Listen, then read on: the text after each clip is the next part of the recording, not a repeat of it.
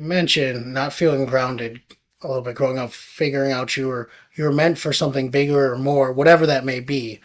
What was that experience like moving from Canada to Japan? Well, it was a different time too, there was no internet. So I really did not have, I had no idea. I also didn't, there wasn't time to get feedback from anybody on what I was doing because I did have a job when I came here. But by the time everything went back and forth as far as the mail went, I was packing up and just kind of sent a note to my folks. And I wasn't asking for their opinion or whatever. It's just like, well, here I go. It was the best life experience I could have ever had. Join me, Jeremy Swick, on Into the Unknown, a podcast that delves into the personal journeys, stories, and experiences of individuals across diverse professions.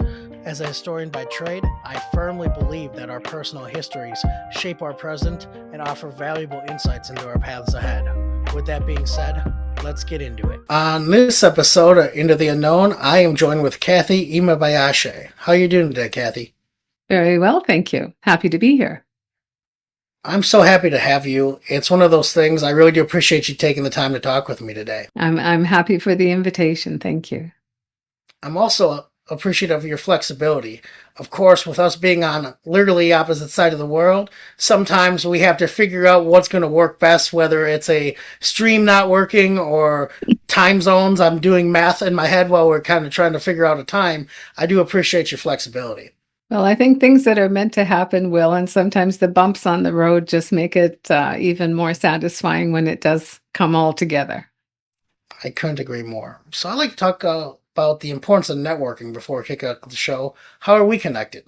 I found a post, I believe, on one of the Facebook podcasters groups, and what made me want to connect with you was because you had in your nickname Sumo, and I thought, oh, this is a guy talking about my culture here. So that's how it all started.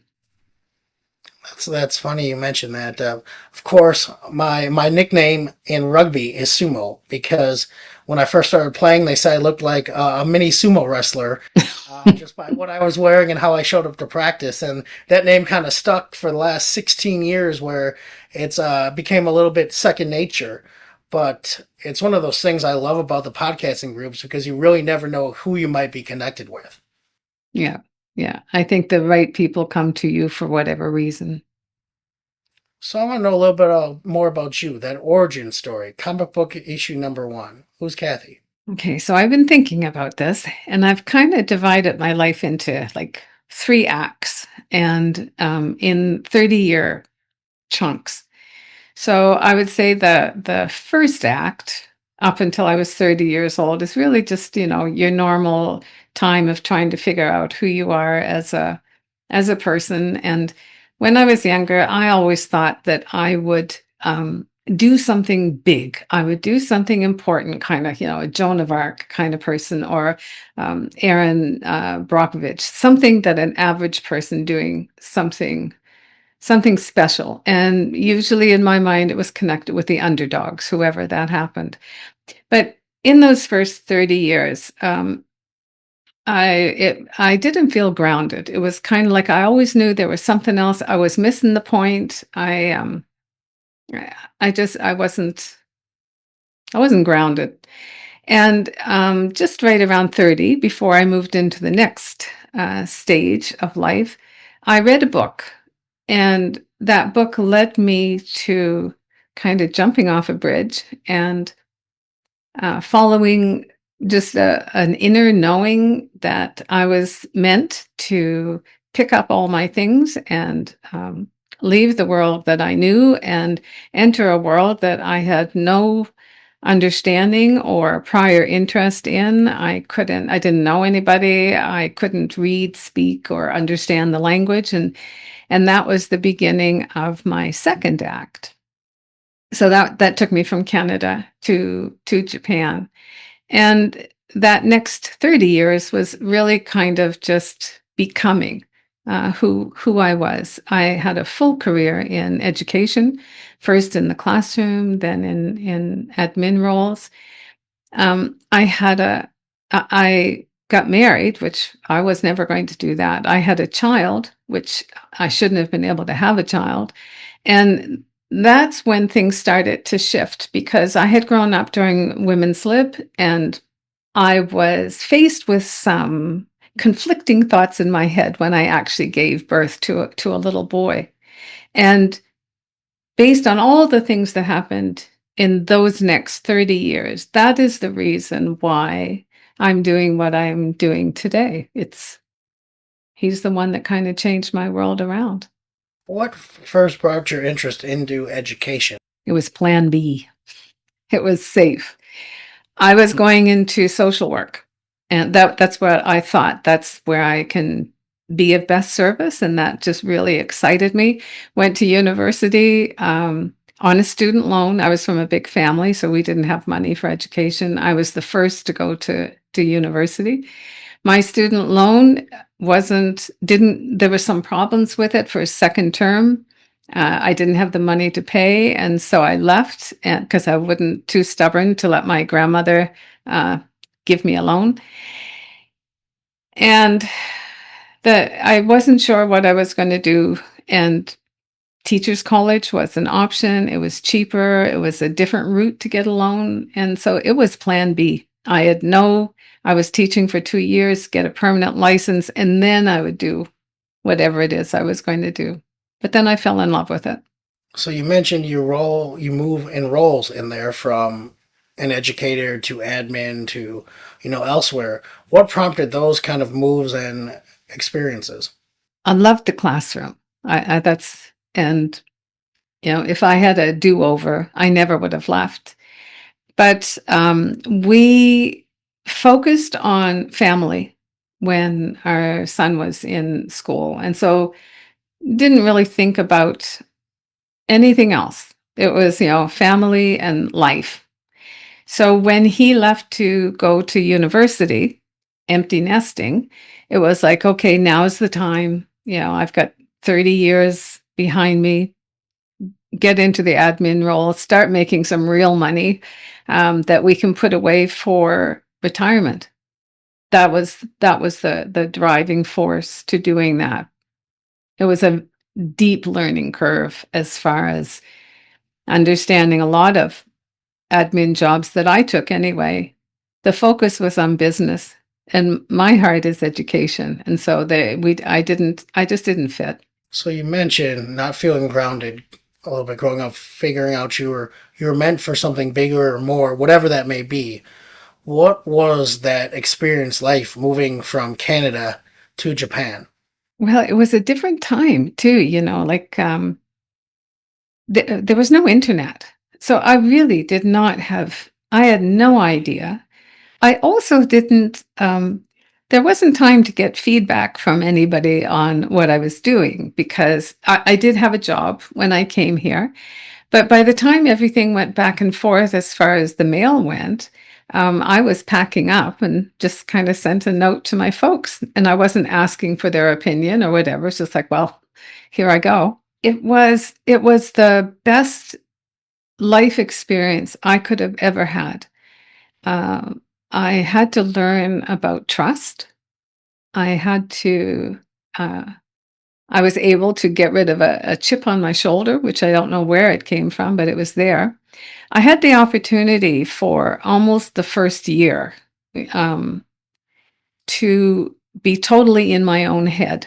And because I was not influenced, I couldn't talk to anybody. I couldn't eavesdrop on anyone's conversations. And so I just tuned them out. I couldn't read anything. So there was no visual distractions. And I really worked on myself.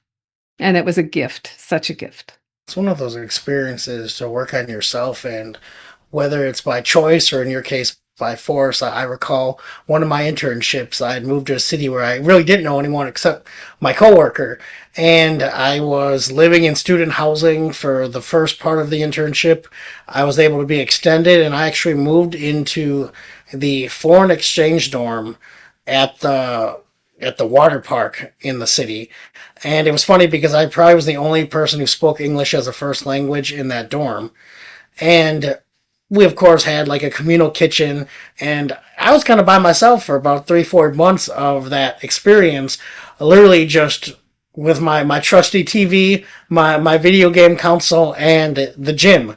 I'd go to the gym kind of a way to get out and kind of just literally just get out. But I think there's something to be said when you have those moments where you do have to, or get to, depending on how you look at it, confront who you are and find ways to work or at least just unpack some things, if that makes sense. Well, I would say there are definitely so many things that I could not have experienced had I not made that move. But one of them was I've never felt so powerful. It's like, holy smokes, if I can come and do this by myself, I can do anything. Like, I really felt quite invincible for a while. I think so much of that is those that track record of success for yourself, those positive experiences. I think just like negative feelings can be contagious, I think positive feelings and positive feelings about yourself can become contagious as well. And maybe it's, I wouldn't say it's delusional ever, but it's some of those things where you just get that extra boost of confidence where, as you mentioned, you just do feel invincible. Well, and I think some people need it more than others. Like I see foreigners coming where I can see it's a detriment, for them to to experience some of the things in the society. I see other people, myself included, who really needed some compassion, I guess, to grow and to feel a little bit more, you know, worthy or enough as a human being. So it serves different people differently. I couldn't agree more. In everyone's journey, you make a decision not really knowing the outcome. Can you give me a time where you just went for it? Well, that was a big one. That was uh, that was one of the big ones. There's been several in my life, but I would say the most recent one has been with retiring. It was like I could make a choice to go the easy road and probably teach a few English classes and enjoy life and so on and so forth. And I thought about it for like 1 second, and then it's like this isn't me. This is not what my life has been about. So I decided that I had spent almost 30 years trying to understand the inner emotional world of boys. And I wanted to be able to do that full time rather than just, all my private time. And so I made a decision to, even though I knew there would be nothing coming back for a while, that I went into business, started my own business, coaching business.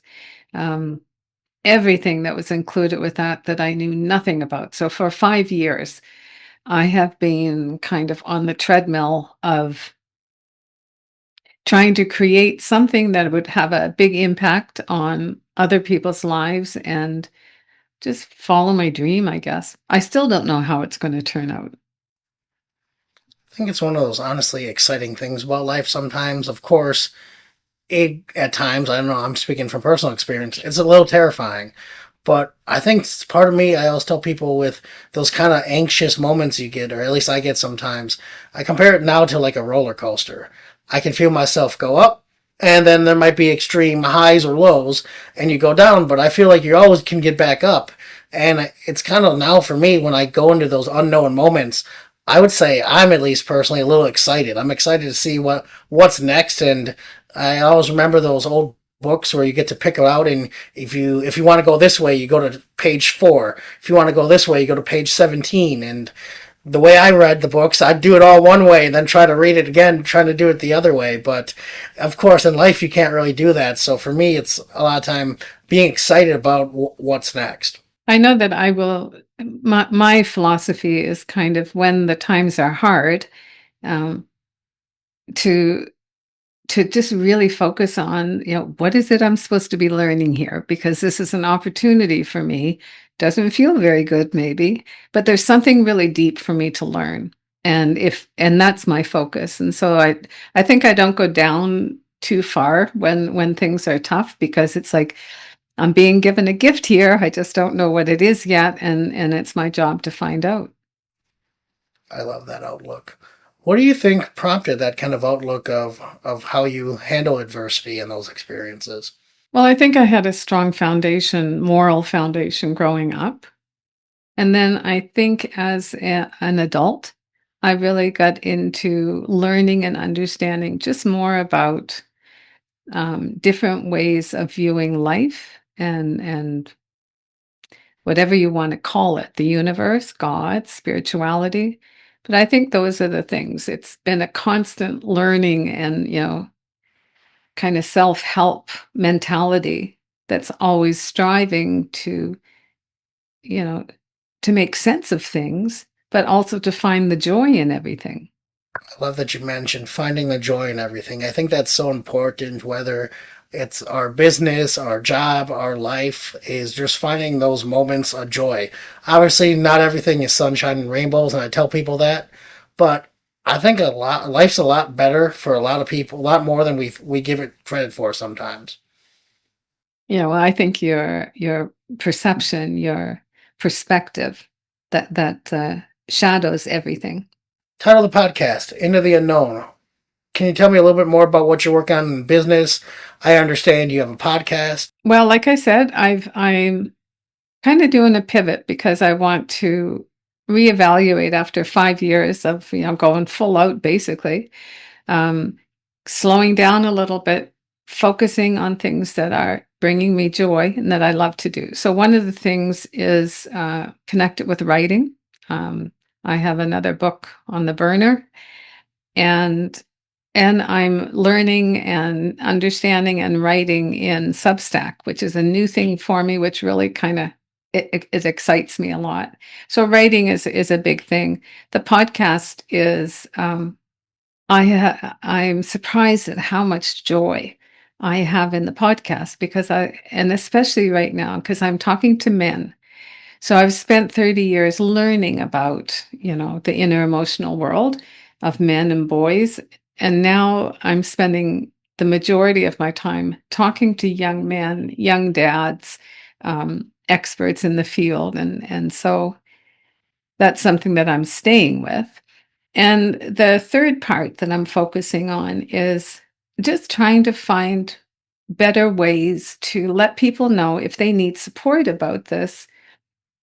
I can help. Like that's kind of the biggest part of it. So one of the things is like a tiny challenge, a one-on-one tiny challenge where people can, like if a mom or a dad actually just wants to connect, and we have 3 separate times where we connect uh, through email, and they just get a feel for what it looks like to dig in a little bit deeper to the inner world of their son's life so that they can just experience more joy and just appreciate the challenges that our little boys have. People want to learn more about you, your podcast. Where can they find you? The best place is my website, and it's Sonhood, Sonhood, sonhoodcoaching.com. Um, Everything is really on there as far as any connections anyplace else. Like I said, I'm on Substack, and it's my name, Kathy Imabayashi, with a handle of Sonhood. And LinkedIn is the other place. I'm also on, Facebook and Instagram, but not as from this year, not as much as I've been in the past. Well, Kathy, I want to say thank you for taking the time to talk with me today. I really appreciated hearing more about your story, and just I wish you the best of luck in the podcast and your business going forward. Thank you, Jeremy. It's been really a pleasure to speak with you today. That was another fun episode of Into the Unknown. I truly appreciate you taking the time to listen.